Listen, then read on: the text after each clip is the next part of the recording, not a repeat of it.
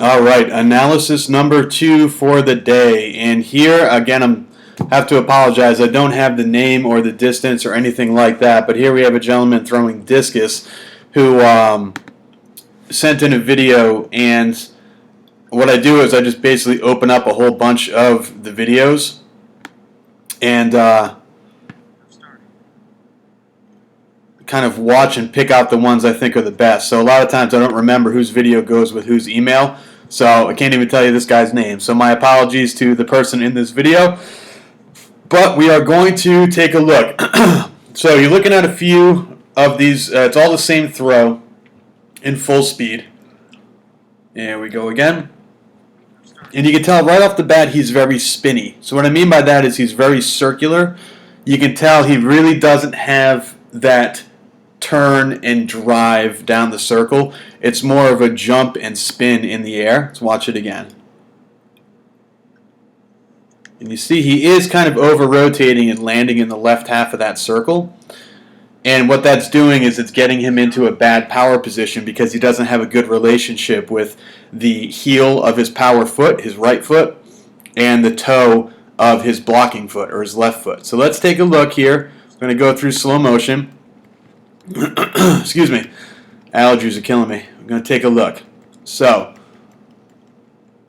gets the discus back behind the hip. I'd love to see that a little bit higher. And you can see what happens here. That right foot is cemented to the ground. So that right foot doesn't start coming off the ground until he's in this kind of pirouette position here. So we've got to do a better job of getting more active with this right foot, getting that right foot off the ground. And the reason why is because now that that right foot is not coming off the ground at the right time, the right foot's coming off late, well, now we're going to have a big delay with how quickly the right foot comes around and is able to drive down that circle. So you can see what happens here. You can tell he's over-rotated a little bit on that left. The right foot just came off the ground. And now at this point, by the time the right foot is able to drive, by the time the right foot is cleared and able to go down the circle, watch where his left foot's pointing. So right about there, this, like kind of between these two frames, this is where I'd love to see him start driving down the middle. But you see here, he really can't because he would trip himself. He has to wait now because the right foot came off the ground late. He has to wait for this right foot to now go all the way around, and then he can drive. So watch what happens. Now we're ready to start driving, and where's his left foot pointing? His left foot's pointing over here. So where do you think his right foot's going to land? His right foot's going to land where his left foot is pointing, which is right there. Almost perfect. Okay? So we need to get the right foot off the ground a little bit earlier to allow the right foot to come around the left, to clear the left, so that you can drive down the circle a little bit better.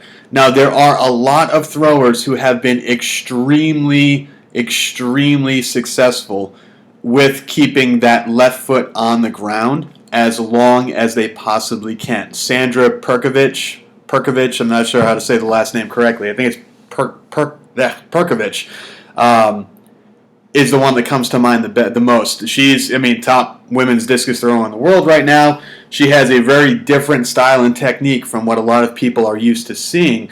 But what she does really well is in this position, when she gets here, she actually stops that left foot and allows the right foot to come around. So she doesn't constantly rotate this right foot.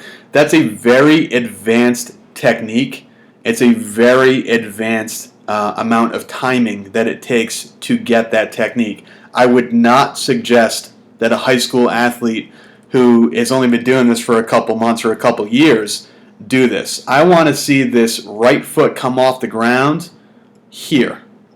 Right foot should already be off the ground right about there. And you can see your right foot comes off the ground just a little bit late. So you're now going to be over-rotating and pointing down into the left side of that circle. Boom. Now what happens is that because the right foot's too far into the left and not more in the middle of that circle, you're going to be in a bad heel-toe relationship. So you can see here, it's actually not as bad as I would think, but now you're facing down that left sector line. See how you just kind of get a little caught up, like you can't get your hips around because your feet aren't lined up correctly. The video is not the best quality, but you can kind of tell how he has to jump and throw because he can't get his hips around because his feet aren't in good alignment. So hopefully what this shows is how everything starts in the back of the circle. That's one of my favorite things to tell coaches at coaches clinics. Everything starts in the back. So a lot of people want to go ahead and fix that. They want to say, how do I get my feet lined up better? All right, well, that didn't start here, and it didn't start here, and it didn't start here. It started right here. So this is how you get the feet lined up better in the front, is by getting the right foot off the ground earlier in the back. So everything is connected. That's sort of the second big lesson for today. The last video we talked about how, again, this isn't a free discus analysis. Send me in your videos and I'm going to take 10 hours a day to do this stuff.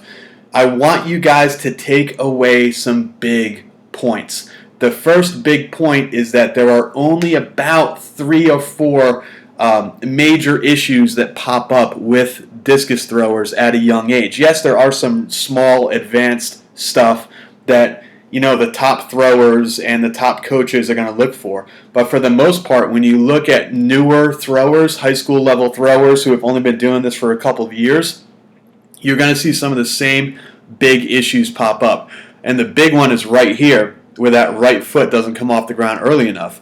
But I want you guys to see how that compounds and how that carries throughout the entire throw and is going to affect where he's pointing, where the right foot is landing in the middle, how his left toe is lined up because of that, and how he has to jump off the circle and throw. So if you want to fix all those things, if you want to fix the jumping off the ground and throwing, if you want to fix the bad heel-toe relationship in the power position, if you want to fix the over-rotating, if you want to fix that he's facing down that side and that's what's causing the over-rotation, you need to fix this first.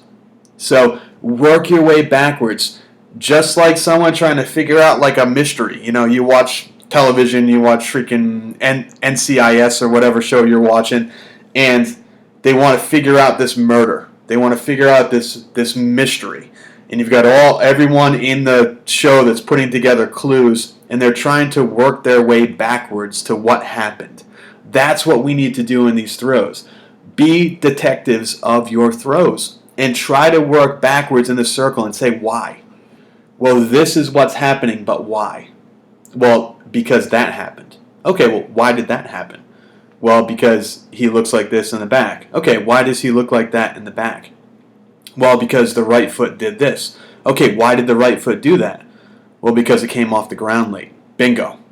So work your way back to the start of the problem. Usually when you correct that one big thing, like this right foot coming off the ground earlier, you're going to fix a lot of these other things, these sort of butterfly effect, other parts of the throw that are happening because of what's going on right here in the beginning of the throw. All right? So that's sort of big life lesson, big throwing lesson number 2 for you guys this week. We've got, I think, one more video that I'm going to do today and upload to YouTube for you guys to check out and watch. Again, I got probably like 25 or 30 this weekend. I'm not going to be able to get to them. One person sent me one like Friday at like, I can't even tell you. It was like 11 o'clock at night saying, hey, I've got my sectionals tomorrow. Can you take a look at my video? It's like, nope. Not going to be able to get to you, buddy. You sent it to me at like 11 o'clock at night, and your big meet is in like 6 hours. Not sure what I'm going to be able to do to help you out. Not sure if you think I'm just like I don't sleep at night. But sometimes, guys, I don't get a chance to get to these. Hopefully by watching these you can figure out your own issues and start to look at your own form of technique and learn more so that you don't have to rely on a guy like me to do this for you. I'm happy to do these. I do a couple a day and I'll continue to do them until the high school season is over. But I want you guys to realize that you've got to learn. You've got to kind of take initiative and start to learn more about your own technique, not just send in a video and say, hey, Coach Matt, fix this. Okay? Learn from what I'm putting up here. Study this and make it almost like a class so that you can continue to improve your own form and learn the same way you would at a camp or at a clinic. All right, guys. Keep up the good work. Let me know how things are going, and I will talk to you soon.